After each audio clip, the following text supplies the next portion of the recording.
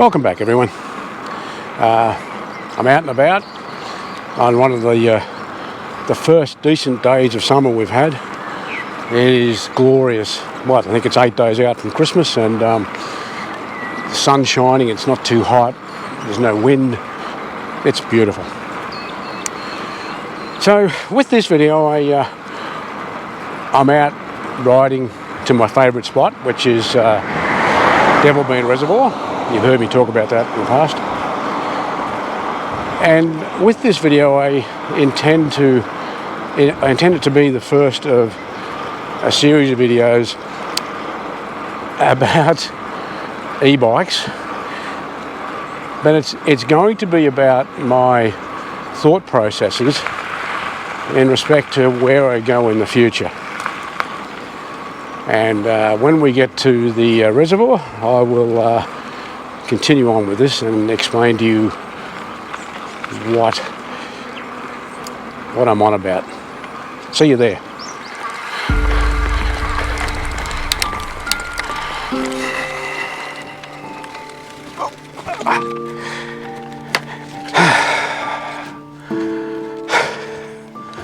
So, what is it that I want to talk about? Well, this is a bit of a long story, and I'm sorry about this.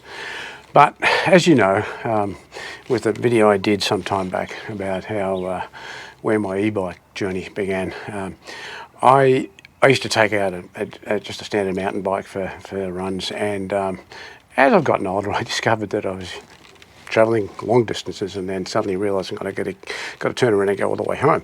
And quite often I'd be hitting a headwind and I'd be buggered. So then I thought about e-bikes and I started looking at them, but the costs were prohibitive. And then my brother-in-law suggested that maybe I look at buying an electric motor kit and putting it onto an older bike. So that's what I did. And it proved to be very successful until the day the rear suspension collapsed on me. And that's when I started to realise that retrofitting old bikes can be troublesome. And I've had no end of problems with that since then. To keep that bike running, I've jury-rigged the rear end. You can't get parts for it. The bike was 15 years old. And it's sort of a makeshift hardtail now.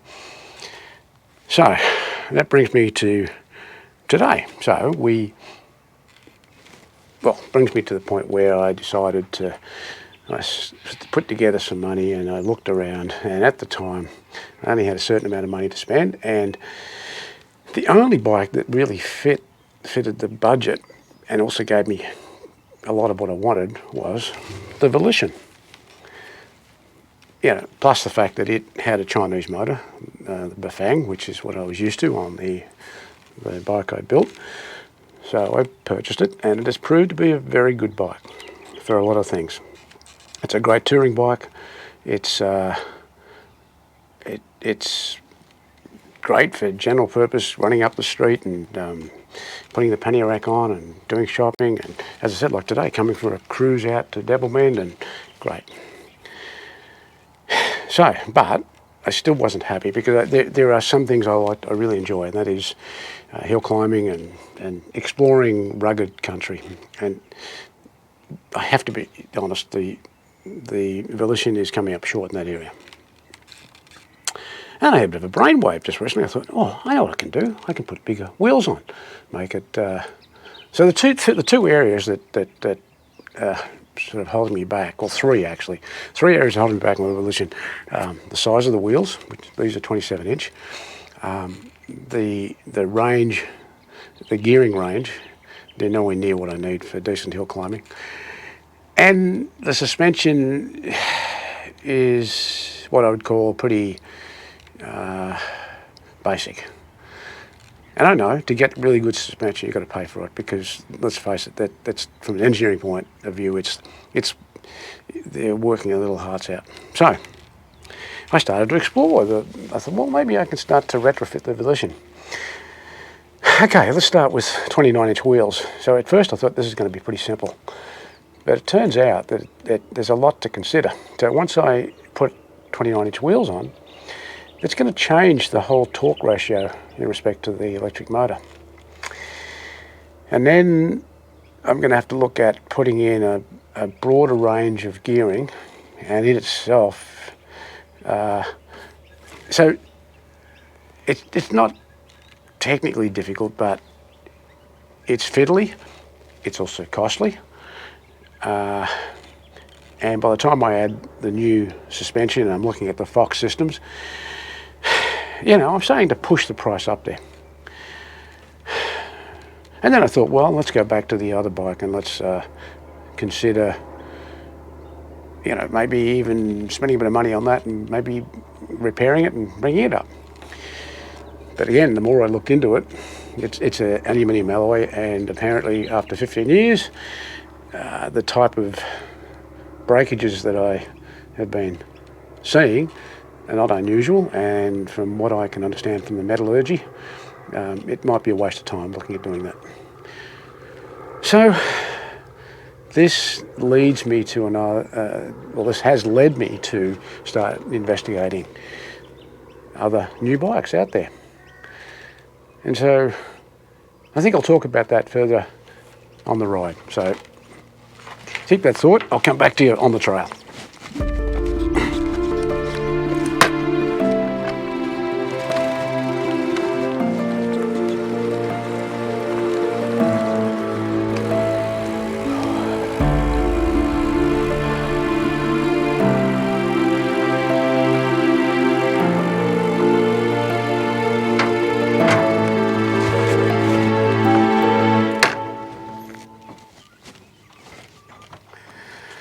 So, to continue the discussion, I've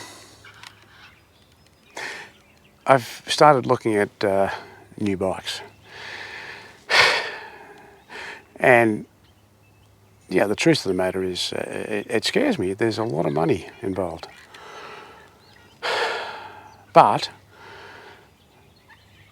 I start to analyse it, look at the cost and the time and the fiddly bits involved in getting those two bikes back together. And the other thing I want to explain is that so my long-term plan has always been, so I'm into my 60s, I want to start to wind down a little bit.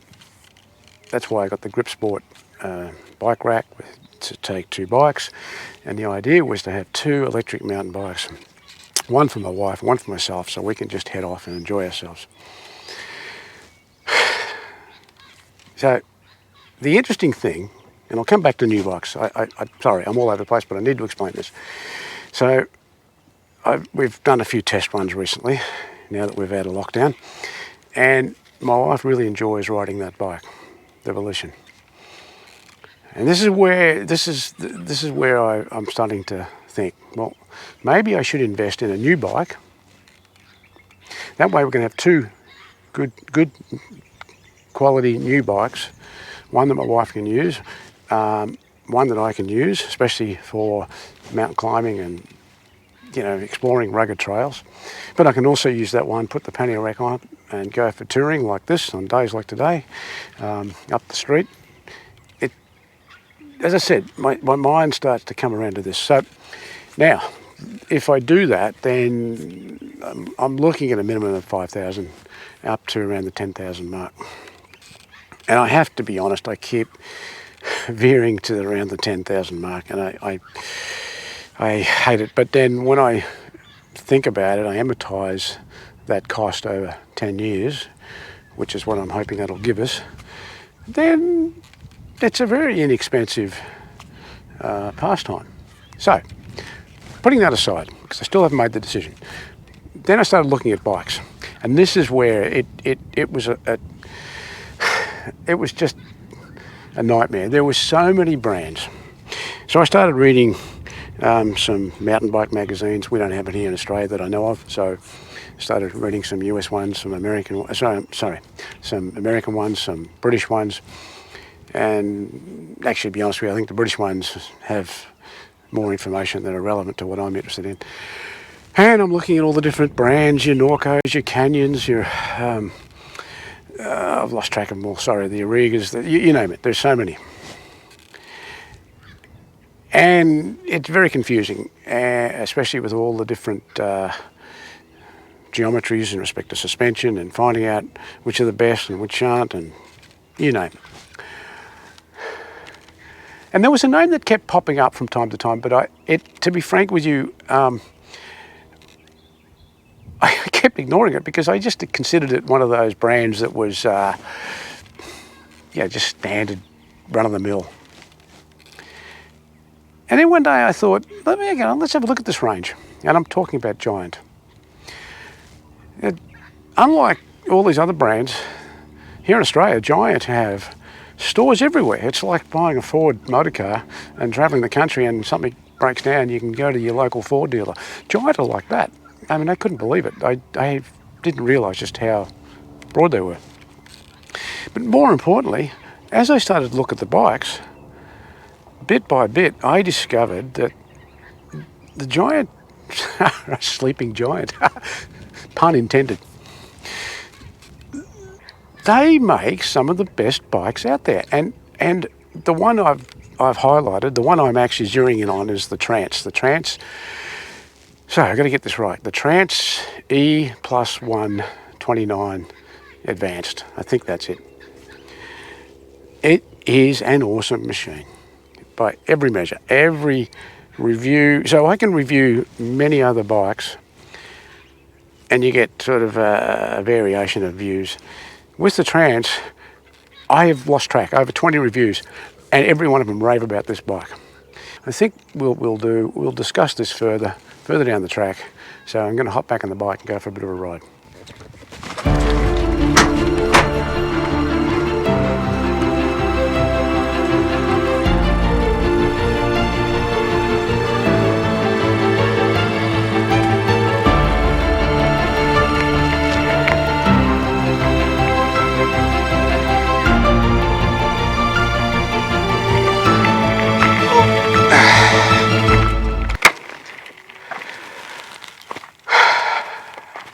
So, to finish this off,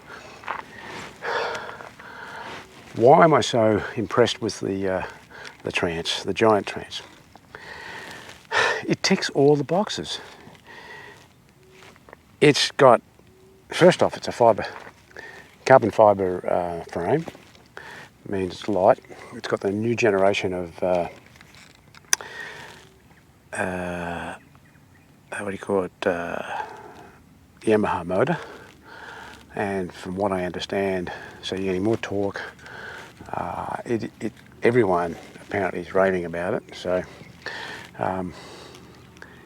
in respect to the size compared to the Chinese motor, it actually leaves it for dead. Apparently it's super quiet from what I hear and from what I've witnessed some of the videos I've seen on YouTube. So let's see. So there's the frame, there's the motor. Then we come to the suspension. The suspension system is called the Maestro. And I've been doing a lot of research on this, and it appears to be one of the best suspension systems in respect to mountain bikes and trail bikes out there. And that's not me saying that, that's not one or two people, that seems to be a consensus right across the board. You couple that with some of the top end shock absorbers, your Fox systems, your front forks and the rear shock absorber. Apparently the Maestro coupled with the Fox systems, from everything I've been able to read, tells me that it's the best suspension system out there on a bike. You can't beat it. So you got all that. You've got top end Shimano, and I've forgotten the actual model numbers, but apparently it's the top end stuff.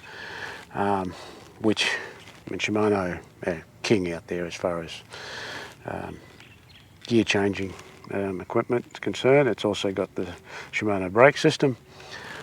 All in all, everything about the bike is quality. It means that yes, your upfront cost is expensive, but like I've learnt with everything, it's like with my Apple gear, your upfront cost is expensive, but over time you're rewarded by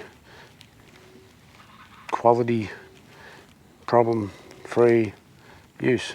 So, and then you combine that with the fact that it's from a company that has branches everywhere. It means that when I'm travelling, if something does go wrong on the unforeseeable, then I can just go into the local giant store and, hey, presto, I'm up and running. So, look, as I said, I haven't made the decision yet, and in a further video, I will let you know. I'm still mulling all the pros and cons. So, I hope you enjoyed this one. This is the first of a number of videos I'll do on this, not covering my decision making, but just e-bike musings, talking about e-bikes, talking about the, how good they are, what they can do, what they can't do. Yeah. So until next time, thank you for watching.